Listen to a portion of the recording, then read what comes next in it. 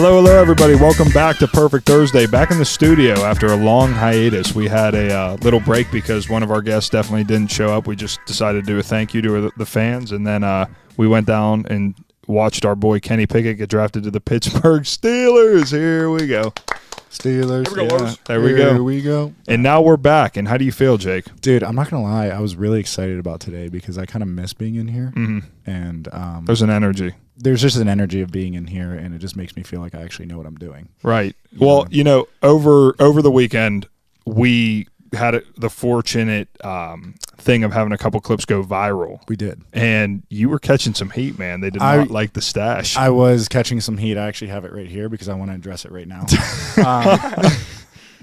Some dude, Instagram _artist. Yeah, couldn't see any pictures of him. Right. Totally hiding behind the. What is it? SpongeBob is the profile picture? Yeah, it's something weird. Okay. He was just. We got a keyboard warrior. Yeah, we have a total keyboard warrior. Right. He was just roasting me on the mustache, and then he said it's amazingly bad, like Magnum PI Hall & Oates bad.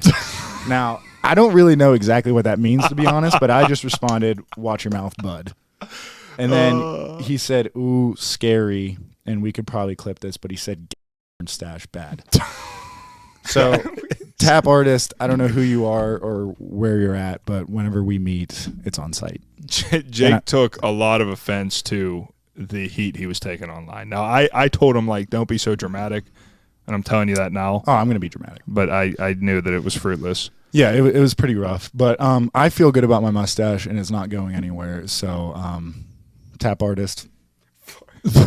There we go. So, anyways. First hater for Perfect Thursday. Yeah, I just wanted to start with that, but let's get to our guest, Mr. Alex. Mr. Alex Kessman, give it up for the boy. Thank you very much for being here, Kess. Pitt fans know Kess very well. He obviously, I think you hold the record for longest. Who knows what I have. Yeah, right. I mean, big leg on the guy. Obviously a great kicker through his time here, but an even better friend. And I'm really excited that you're in town, and I'm really excited you made the time to do this. So Absolutely. Thanks for having me on, guys. Oh, we were waiting for you. I love that you guys started this podcast. Oh, listen, we love it too. Yeah. I love that you guys started. It's so about time that you finally Dude, what is that? come through on something. wait, this might mean Nebula. Everybody, you always talk about it. Everybody Right? says that. Yeah. Is that You know what it true? was? He needed me to get him to do it. To get a jump start. Because I'm the go-getter. No. He's just the big picture guy. No, the problem is I have too much ambition. I chew off more than I need a team, right? So, like, for example, my Batman film, like Peter and I, it wasn't going to happen without Peter. I wasn't going to call you. You don't know how to direct a movie, film a movie. I certainly don't know how to do it. I just have a bat suit. I wouldn't expect you to call I'm just a 25-year-old man with a bat suit. I needed to do something with it. You know? 25-year-old man with a bat suit. with like a $5,000 bat. It's an absurd cost. Can you drop a number? Too much money. Would you say that's too much money on a bat suit? I don't think that there's a value. In fact, I'm looking on getting another one. I'm looking into getting another one. Like, would you spend $5,000 on a bat suit? no. How much was it? It was up there. It was probably right Over around that 5? price. Yeah, it's probably right around that price range. If you total it out, Think about all it's the an other investment. things you could have done with that money. Okay, I'm kidding. I love it. No. Okay, let's go down the list. What would you have done with $5,000? I would go to Cabo. Yeah, I would go. Definitely vacation. you'd go to Cabo. Absolutely. I would go on a couple vacations. I would just probably travel and maybe invest in. Okay, listen, we all have our smarter. we all have our interests, right? We all have our interests, but Yeah. here's what I was getting at with the original point. Is I couldn't make the movie if I don't have people around me who want to do it. So, like the podcast, I could do a podcast by myself, certainly. It's not going to be as entertaining, though. So I got to wait till the pieces fall together. Jake, you come to me, and we build something magnificent. Yeah, and now it's blossoming into a beautiful flower. Yeah, it's awesome. Right. Yeah, no, it's been a lot of fun. It's I really, cool. I like genuinely enjoy doing it. Yeah. Like look when we forward come to it into the every week. studio, especially like when we're recording episodes and have our friends, and not even just our friends, but other people, like it's really cool to like come in here and we'll see where this thing goes. I mean, That's sweet. we've got a lot of momentum right now. We do got a lot of momentum. It's pretty Speaking of momentum, we have our first sponsor here, Mr. Mark from Brushes and Beans. Send us these lovely, what do we call these, tumblers? These are I call cups. everything that looks like that. I call it a Yeti, A Yeti? but I don't can't think this call is it brand. You This is can't brand do name. that. I probably should have done some research. Somewhere in the world, Polar Camel is screaming that you just called this a Yeti. You know what I mean? They work so Let's call hard it to a put it tumbler. together. But I think yeah. it's called a tumbler. Yeah. So Brushes and Beans give us this, and hold the thing up higher. So Peter, the editor, told us to hold this up higher. And here we are. We getting a clear shot of this? It's a great shot. Yeah. Okay. We're gonna have a coffee break later. And we've talked a lot about brushes and beans, but I think the cool thing about this is it's more, and like in all seriousness, it's more of like a partnership than like a sponsorship. So like we have a lot of really cool things planned with them throughout the summer. Absolutely. That we're going to be talking about on here. We're going to be promoting and all those cool things. So yeah. We'll get to brushes and beans, but yeah, shout out brushes and beans. Obviously, I can't say enough things about them. Like it's definitely really exciting. Well, one thing we took a lot of heat for, Kess, over the viral weekend that we had is we tend to talk too much, according to the people on TikTok. I like it. The kind children, yeah, right? Yeah, especially like Jimmy. So we'll let you talk. We will open it up now to you. So we'll start with, you are not a local kid. Where are you from? From Clarkston, Michigan. Ugh. Which is about. I mean, right off the bat, I get hate. I mean, I just that sucks. Right. Chirps are flying today already. Right. I say Clarkston, Michigan, and he goes, ugh. Oh, it's just it doesn't even sound like a real place. Anyway, about 45 minutes north of Detroit. Okay. It's a great little town, right? But it was nice to come to Pittsburgh and get a little city feel. There you go. Yeah, are you small town, or are you right outside the city? No, it's a pretty small town. Okay, yeah. It's a pretty small town. So I never knew that because I'm a small town guy. I know you are. There we go. Look at that. I mean, I'm from a small town too. I don't need knuckles for it though, right? I mean, it's like we don't need trophies. Yeah, because we hear about Newcastle and Neshannock enough. It's fantastic. It's the center of the universe. Actually, I fully believe it. Yeah. Apex Legends new update is a Newcastle update. So I saw that. You see that? I did. Center of the universe. I was actually watching Doc today. I was watching the 2-time on the way. The 2-time is the best. Back-to-back, 93, 94. So you got right down the pipe there. Talk to us about Michigan, though. What was that like growing up? I guess aside from football, what were you interested in? I was a multi-sport athlete. Yeah, I figured. Right, just a straight-up athlete. Yeah. Oh, wait. Golden glove boxer. Talk about your quarterback days. Quarterback days, yeah. Yeah, that's what we need. Can we get some film? We'll get some film up here. Cut that in? Yeah, absolutely. Right, we'll find your tape. There's definitely a bomb that I throw to. Trust me, we'll find the tape. If it's out there, we'll find it. 100%. You need to put that in there. Oh, it's going in. But yeah, dude, 19 touchdown passes. You know what I mean? Come on now. Just, what about with some basketball in there? Yeah, I was more of a rec kind of guy. That sounds like a no to me. I was a. Listen to me. Listen to me. You've seen me play ball, right? Yeah. I don't know. I actually never have. I was to say, when have you seen? Maybe at Doozy's house. Here's a story for you. I dunked at Doozy's house. The best basketball moment of my life. I did. I know. That's why I know. I actually saw that. It was a moment. It was a moment because everyone freaked out. Yeah. Listen, if I have a movie of my life, that's in it for sure. It's a sad life. Here's a story. Freshman year, right? I get invited up with the freshman class, right, to play some basketball at the rec center. Yeah. Right.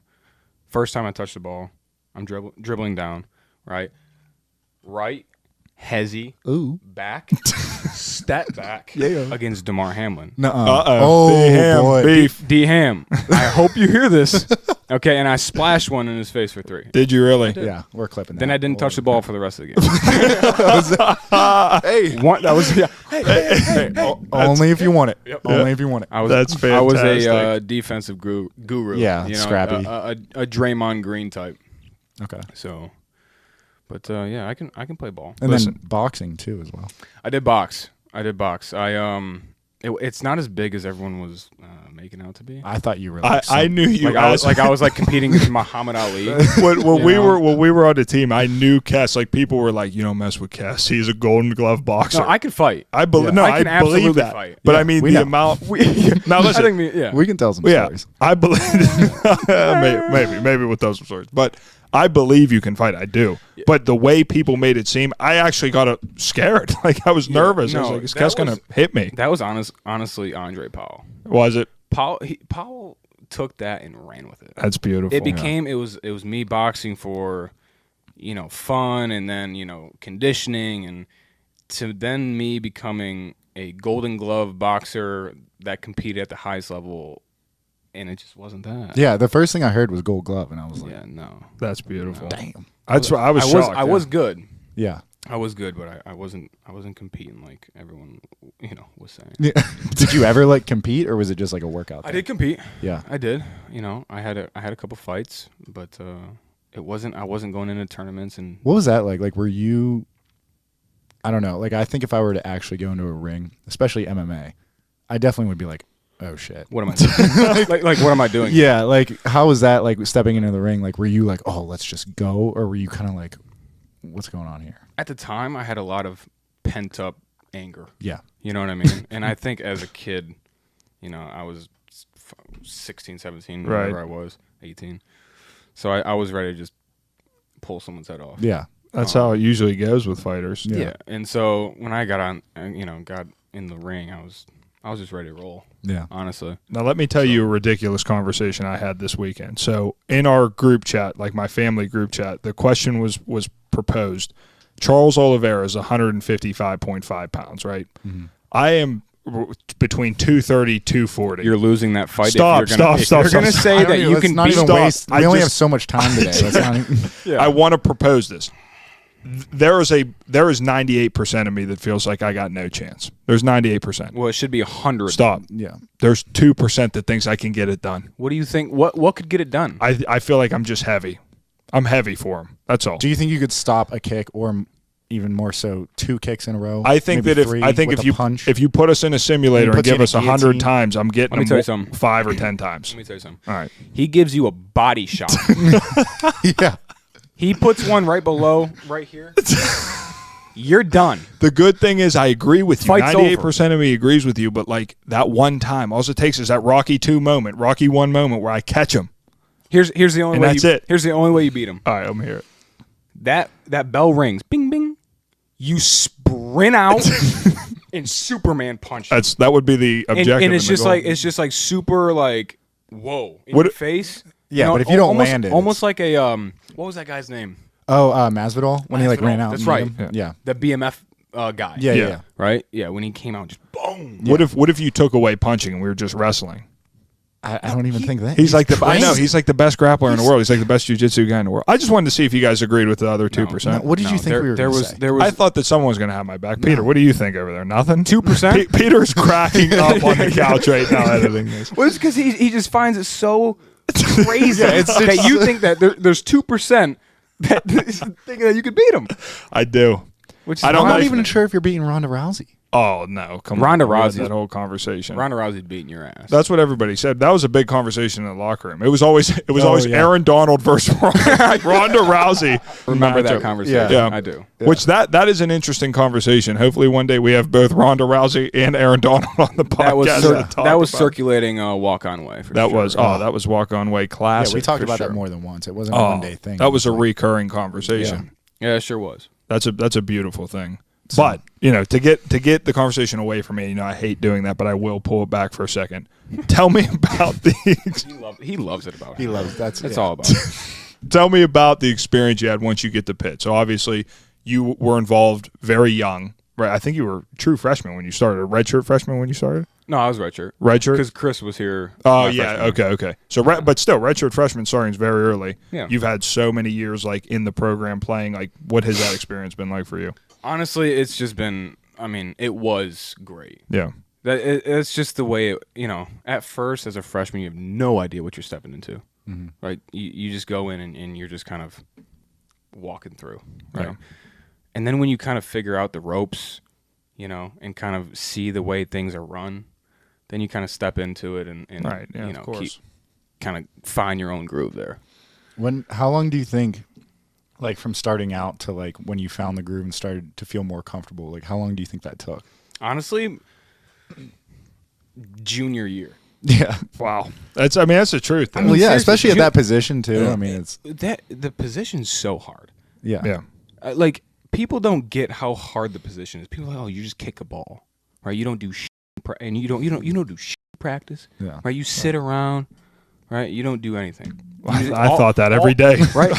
Well, it's hard not to think that when Kirk's over there on the bike, just cruising while we're going through all these I'm in a 4-point stance looking at Brian ONeill in the eyes. I'm like, here we go. Physically, right? Not very straining. Right. No. Mentally, it's just. It's like what I compare it to is a pitcher or a golfer. So people want us to kick every single day, can't do it, right? You don't expect Justin Verlander to go out there and pitch every single day 100 miles an hour. Right. So I think that people don't get how hard it is mentally when you go out there and it is black and white. You make or you miss. Right there, you're the hero or the villain. Right, there's no in between. You don't get second down. You don't get third down. You don't get fourth down sometimes. You literally get one down to make it happen. If you don't make it happen, you got to walk off the field. Everyone just, are you kidding me? You got one job, right? So that is the truth, dude. It's just and that is what I sign up. I love that. I love that pressure. The pressure and the adrenaline rush.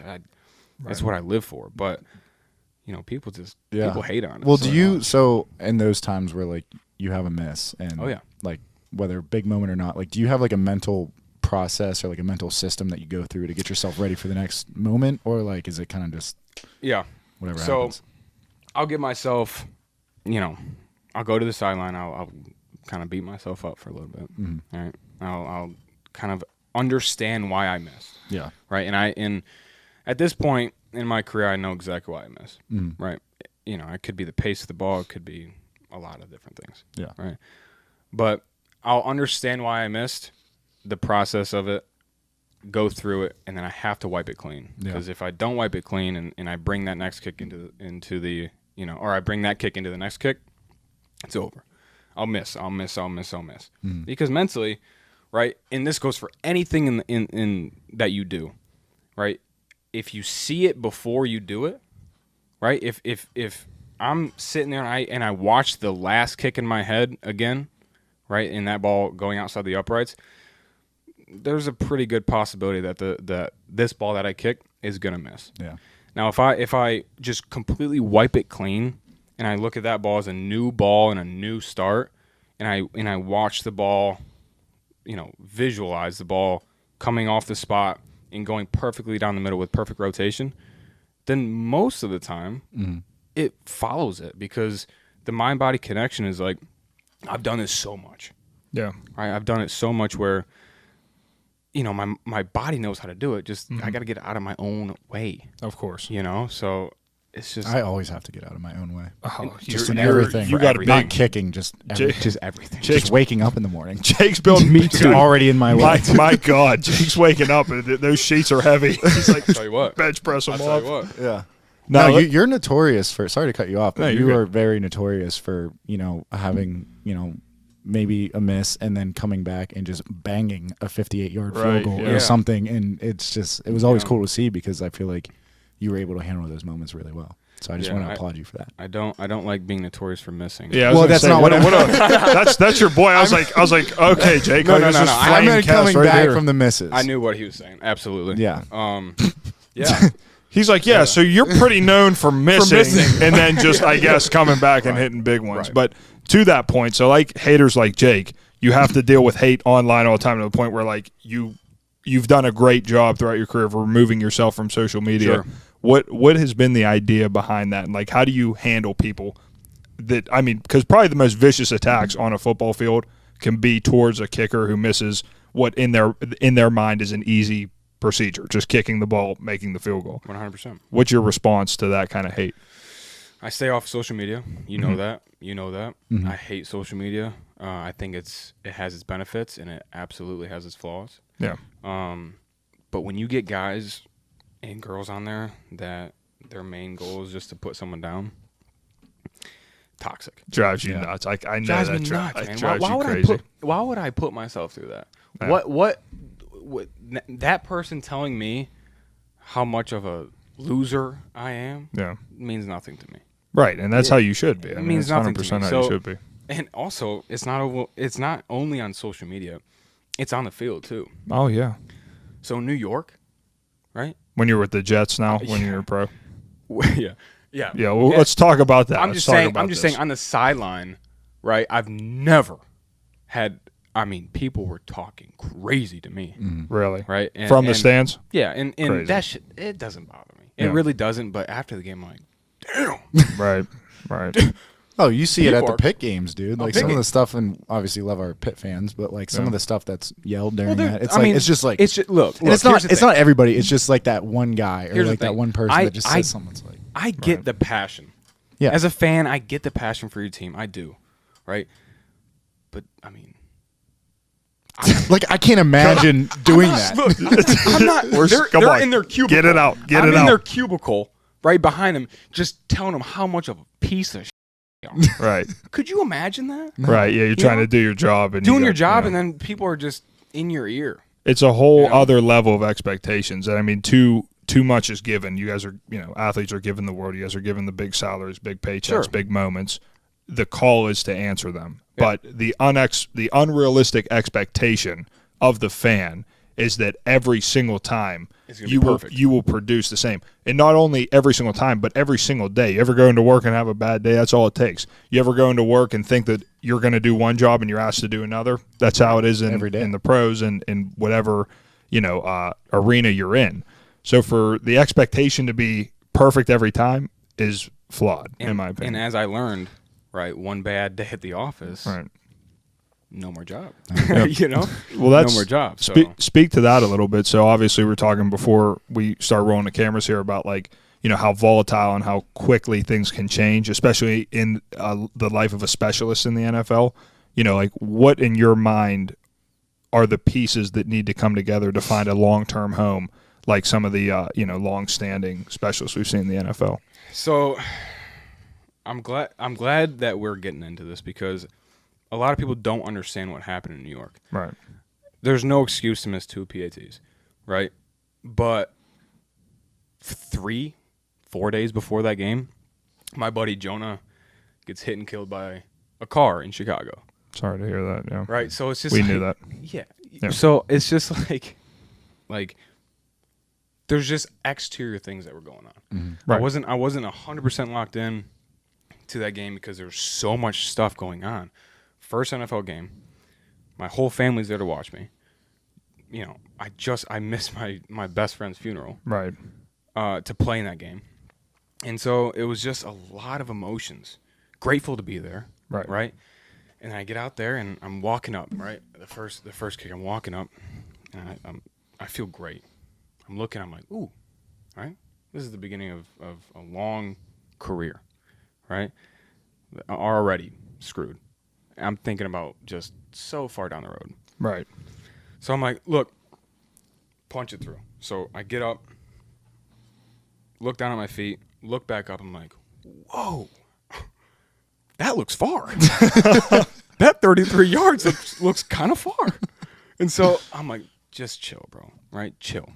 You've done this so many times. Right? 33 yards is nothing.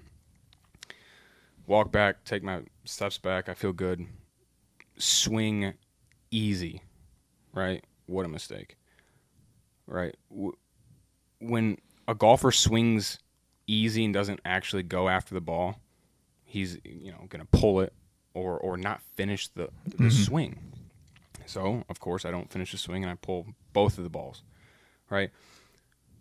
The main thing I took from that is you can't jump to a desired outcome. Yeah. And that goes for everything in life. Yeah. You can't just jump to a desired outcome, right? I know that the outcome is what you want in the end game, right? But once you start thinking about it, right, you compromise the process. Yeah. So the process of getting to that desired outcome is compromised.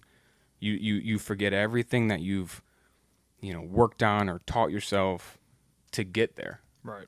And you're thinking about the wrong things. Right. And the thing that I admire about you the most, and Jake's kind of relayed this earlier, is like your ability to bounce back from a moment like that. Like I have full faith that when you get your next opportunity, it's going to be your moment. 100%. You're going to seize it. It's going to be great. I have 100%. Full faith in that. Yep.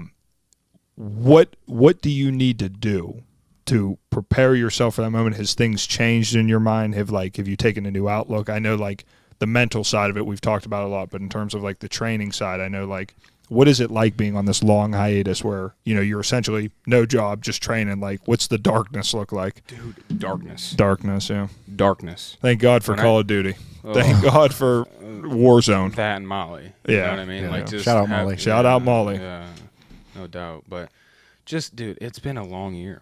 You know, it's been a long year and a lot of uncertainties, you know, and I think that, you know, it's been just a roller coaster of mental challenges. Getting over trauma when it comes to the New York game, and just putting it behind me. You know what I mean? Like, that game doesn't matter now. It's over. Yeah. It's over. I can't do anything about it, you know, but I can do something about the next opportunity. So mentally, I try to put myself back in that place. I've gone over those 2 kicks thousands of times in my head. Thousands. And when I say in my head, I mean me sitting down and taking the time to actually visualize what I was feeling and how I kicked the ball. Yeah. Right? And it's just, that's me mentally preparing for next time. So when I get to that stage, I'm like, I've been here so many times in my head. Yeah. Now it's just time to you don't even have to think about it. It's just execution. It's just like, that's like the toughest thing. I know, it's like the toughest thing, though. It's like, I mean, your brain's a muscle. Like, that's something that you need to, like, constantly work 100%, at. And it can't stop. No. Like, it always... and even when you figure out how to be present, then you got to sustain that. Like, 100%. That's the thing for me, is, like, being present in anything. Yep. Like, a lot of times I'm thinking about what's next, or, like, even if it's good things, but you want to be present to, like, be able to appreciate what you're doing. Sure. That's, like, the biggest challenge for me, and, like, something that I focus on. I'm sure it's probably similar to what you're 100%. 100%. And this goes, it's not just for kicking, right? This is just life stuff. Right, of course. Right? It's just being present and focusing on the daily task. That's what's going to, you know, get you to that to the end game. Of course. To the end, or the desired end, whatever that may be for anybody. Right. Well, if there is one positive thing we could take away from the whole New York experience, is you look damn good in that all black. I mean, you look like a stud coming out. I was like, there he is. There he is. And the beard and the flow. Oh, it was great. The beard and the flow is looking really We nice. know that the look is there. It's waiting for you. Yeah, the look was there. Yeah, that was fantastic. Yeah. And hey, then, boys. Also, what does it say about me that, you know, we're talking about Kessman overcoming obstacles, and my first thing is Call of Duty and not his girl. The most important thing is, like, what does that say about me? Let me tell you something. I got a PC. Yeah, so you know. Okay, so no, I'm a big gamer now. Oh, come on, gamers. What's up, gamers? What's up, gamers? Come on now. Well, I hosted a Call of Duty tournament in the summer about 2 summers ago, and I thought, like, it might have been like 20 people, maybe some guys from the football team, some guys back home. 150 people in this lobby. We need a perfect Thursday Call of Duty tournament. Who brought home the first game? Kess's team was unbelievable. Like, the first game, they dropped like 40 kills and won it. So I'm thinking, they're going to win it. Now things changed as the match went on. Died. But just to restart that moment from when that tournament started. So I'm in charge of it. I'm running it. I'm collecting money because it was like a pool of money, and like the winner was like getting like $3,000. It was ridiculous. I go start the private match. Nothing. Two minutes go by. Everybody's sitting in this lobby. I'm getting texts by phones thinking I'm still trying to lock it because I got to play. And I think it was you that sent it to me. I'm blowing your phone up. Kess is like, Jim, what's going on? I'm blowing his phone up.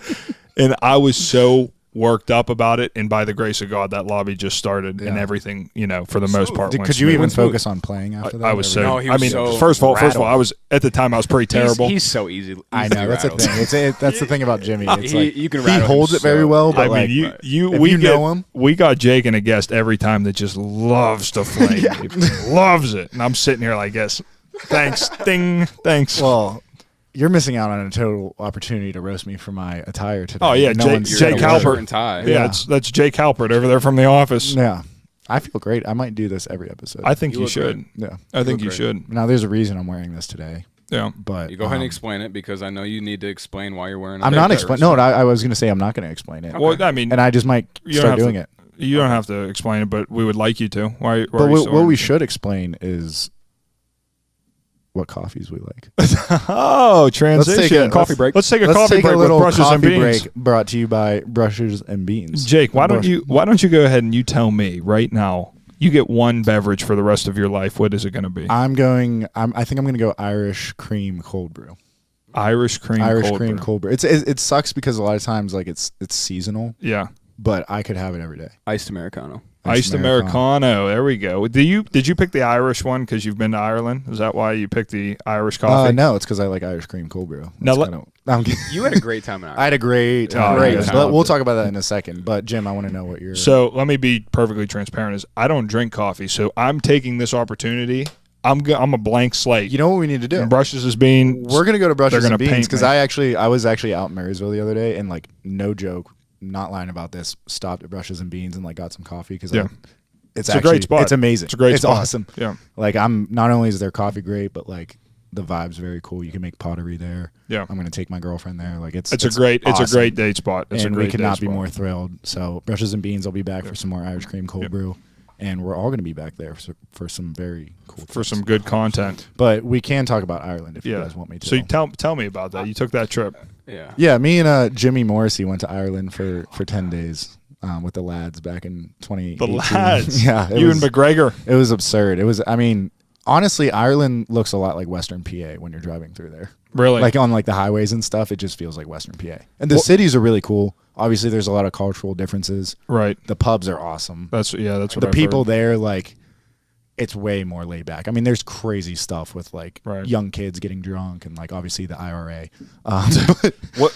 The IRA, Bader knows all about it. What is the IRA? Am I missing something? Peter's like, no, cut it off. Do you not even know what the IRA is? I have no idea. It's like the Irish Republic Association. I don't know. It's Irish Republic Army. Yeah, it's like it was like the Protestants and the Catholics in like Northern Ireland and Southern Ireland. Know nothing about this. I could tell. I knew a lot about it when I was there 4 years ago. Now I kind of forget it. Yeah, so Jake Google search got one tour. I just can't believe you don't know what the IRA is. I have no idea. It's like a notorious. I'm Italian. Army that is like bombings and all that shit. Like I could tell you about La Cosa Nostra. All you want. Okay. I don't want to talk that? about. Yeah, that's the mafia.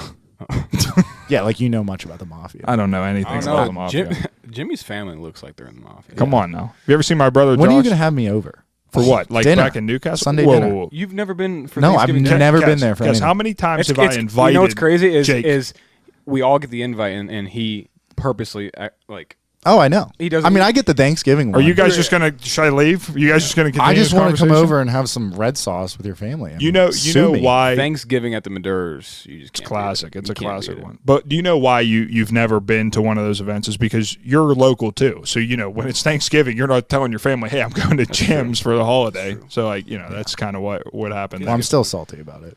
Sorry. I'm the victim. We will get you home. In fact, when everyone is here, I think there's going to be a couple of us here very soon. We'll get a little cookout going. Kess, how long are you in town for? Thursday. This Thursday? Quick trip. Okay. Quick trip. But then again, I do need to keep training with some uprights. Mm-hmm. Yeah. I've been kicking on high school uprights, so having an actual facility would be really nice. Mm-hmm. Yeah. So I might, What would a move? What would it take to get a move back to Pittsburgh? Even just for a summer or like a month or two. Probably never. Okay. So and honestly, maybe if because Mom always works up there, and we're getting a new place up there, so yeah. Probably never. Okay. Well, but I guess it's we'd rather get a no now. I guess we're ending it on a high note. See you never, Kess. That's not true. No, he'll be back. He'll be back. Never coming back. No. But so we usually wrap this up now. Like the younger guys always have the I guess more qualified to answer this because we mentored them, but you are kind of just our age and our friend. But if you had to say if one of us wasn't here anymore, Jake or I are gone forever for existence, Thanos style snapped. Who you snapping out of existence, man? Come on, are you? I'm dead serious. What? Who are you getting rid of right now? Why don't we just ask him who helped him more? That's like a lot nicer of a conversation. I'm giving him higher stakes. Unless you're scared. Are you scared to get snapped? Sounds like it. I thought the whole thing was that we did it. Who helped the other? Yeah, but this is I just gave like the prelude about like that's usually for younger guys because we mentored them. But Kess is like just our friend. Yeah, Kess kind of mentored me. Kess mentored you. No. So who helped you out more, me or Kess? It got to be me. Oh, that's tough. That's a tough one. Who really helped you out? Well, you helped me. No, incorrect answer. Jimmy helped me. You out? What? The man that looks back at you when you brush your teeth in the morning. That's right. I did that. You did. All right, let's get back to Kess. Okay, so I guess we're going Thanos style. If you had to never see one you already know the answer. If you had to never see one of us ever again. You've seen it in your head. You've seen it in your head. And I could tell by the way we just made eye contact. I hope the camera picked that up because I'm putting that in post. I'm going to really focus on that because you know it. My leg's getting touched by Jake. So I'm gonna snap Jimmy out. Yeah, right. Because I can take it. He knows that I'd find a way back. Peter's been cracking up this whole episode. That's how I know this has been a good episode. This is a good podcast. That's why we're having people invest in it, like Brushes and Beans. Is it Blaines or Beans? It is Beans. Brushes and Beans. Please check them out. Cut. Hold on. Say it again. Rewind. Cut. Brushes and Beans. Please check them out. Please continue to tune into the podcast every week. Jake, you got anything to say to the people? I don't got anything. I just hope we can have you back on sometime. Oh, for sure. Yeah, this was awesome. Sure. It was fun, obviously we were chopping it up, but you know, I appreciate all the insight. Perfect. For sure. I'm going to take you to go get some great Detroit-style pizza here in the city of Pittsburgh. Iron Forge, shout out. We'll see you on the next one. Thanks for tuning in.